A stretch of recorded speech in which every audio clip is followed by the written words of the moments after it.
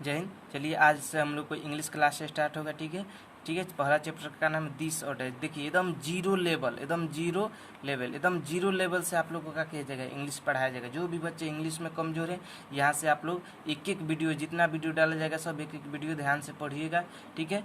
चलिए उनका English tight हो जाएगा, एकदम मजबूत हो जाएगा। ठीक है। चलिए आज हमें पढ़ना है दिस और डैट। ठीक है। तो यहाँ पर देखिए दिस मतलब क्या होता है। दिस मतलब होता है यह का प्रयोग कहाँ किया जाता है? नज़दीक रखे वस्तु के लिए।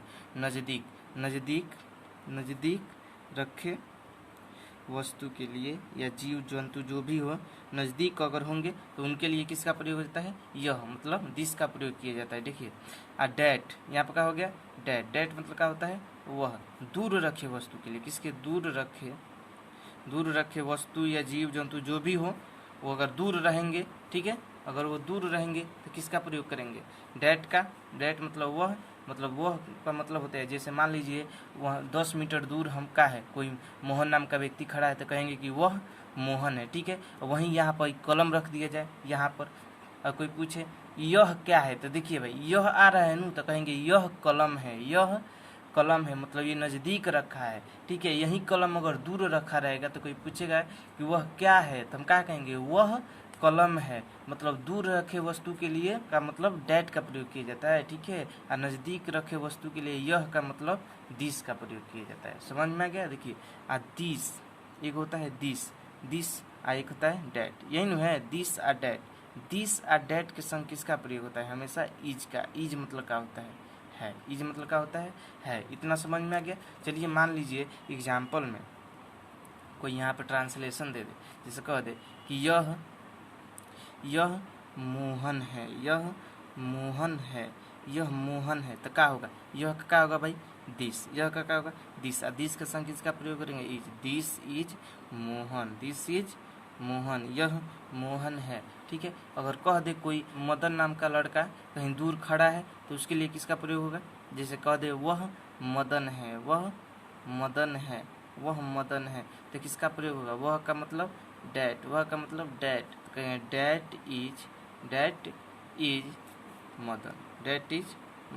That is Madan. जैसे अब यहाँ पर मीनिंग में आइए, अगर मान लीजिए यहाँ पर दे दे यह कुत्ता है, तो क्या कहेंगे? यह क्या होगा हमारा भाई? यह का होगा दिस। यह क्या हो जाएगा? दिस। और दिस के संग किसका प्रयोग होता है? इज का। This is.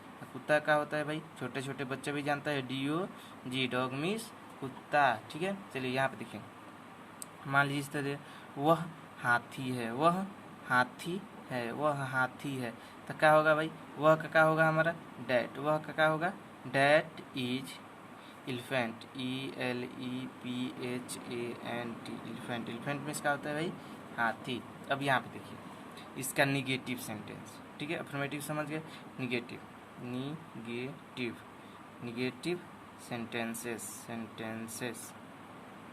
सेंटेंसेस इसी है। ठीक है। चलिए इसका मतलब होता है नकारात्मक वाक्य।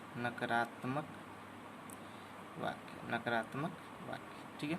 चलिए यहाँ पे मान लीजिए अगर निगेटिव कोई सेंटेंस देते हैं, जैसे यहाँ पे एग्जांपल में ले लेते हैं हम, वह बिल्ली नहीं है। ठीक है। वह बिल्ली नहीं है, तो क्या होगा? वह क्या हो जाएगा भाई? डैट। वह क्या हो जाएगा? डैट के बाद क्या लगेगा? इज के बाद क्या लगेगा? नोट लगेगा। देखिए ध्यान रखना है, इज के बाद हमें नोट लगाना है। ठीक है। That is not cat. बिल्ली क्या होता है भाई? CAT। कैट मीन्स बिल्ली। एकदम जीरो लेवल से स्टार्ट कर रहे हैं बाबू। ठीक है। चलिए देखिए 2 नंबर एग्जाम्पल मान लीजिए, अगर दे दे यह क्या मान लेते हैं हम, कुछ ले लेते हैं, यह मछली नहीं है, तो क्या कहेंगे? इसका क्या होगा? This is not fish. Negative sentence समझ में गया? इस तरह का कोई भी अगर ट्रांसलेशन पूछे तो इस तरह बताना है। ठीक है। चलिए अब हम